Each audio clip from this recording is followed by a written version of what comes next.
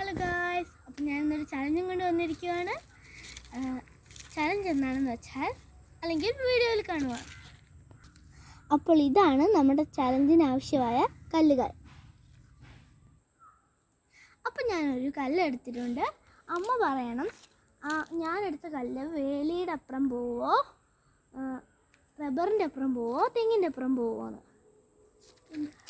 Okay, start.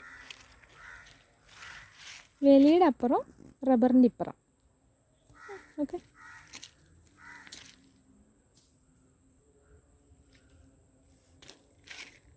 എവിടെ എത്തി? റബ്ബറിൻ്റെ നേരെ.